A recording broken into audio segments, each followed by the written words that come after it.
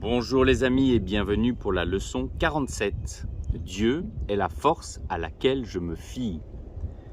Si tu te fies à ta propre force, tu as tout lieu d'être plein d'appréhension, d'anxiété et de peur. Que peux-tu prédire ou contrôler? Qu'y a-t-il en toi sur quoi tu puisses compter? Qu'est-ce qui pourrait te rendre capable d'être conscient de toutes les facettes d'un problème, quel qu'il soit, et de les résoudre de telle façon que seul du bien puisse en sortir? Qu'y a-t-il en toi qui te permette de reconnaître la bonne solution et qui te garantisse qu'elle sera accomplie? De toi-même, tu ne peux faire aucune de ces choses.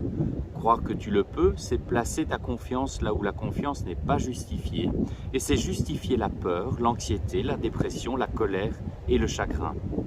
Qui peut mettre sa foi dans la faiblesse et se sentir en sécurité? Or, qui peut mettre sa foi dans la force et se sentir faible? Dieu est ta sécurité en toutes circonstances. Sa voix, qui parle pour lui en toute situation et en chaque aspect de toutes les situations, te dit exactement quoi faire pour faire appel à sa force et à sa protection. Il n'y a pas d'exception parce que Dieu n'a pas d'exception. Et la voix qui parle pour lui pense comme il pense. Aujourd'hui, nous allons essayer d'aller passer ta propre faiblesse jusqu'à la source de la force réelle. 4 périodes d'exercice de 5 minutes seront nécessaires aujourd'hui et des périodes plus longues et plus fréquentes sont fortement conseillées. Ferme les yeux et commence, comme d'habitude, par répéter l'idée du jour. Puis passe 1 minute ou 2 à chercher des situations dans ta vie que tu as investies de peur et écarte chacune d'elles en te disant « Dieu est la force à laquelle je me fie ». Essaye maintenant de laisser derrière toi tous les soucis reliés à ton propre sentiment d'insuffisance. Il est évident que toute situation qui te cause du souci est associée à des sentiments d'insuffisance, car autrement, tu te croirais capable de t'occuper de cette situation avec succès. Ce n'est pas en te fiant à toi que tu gagneras de la confiance, mais la force de Dieu en toi réussit en toutes choses.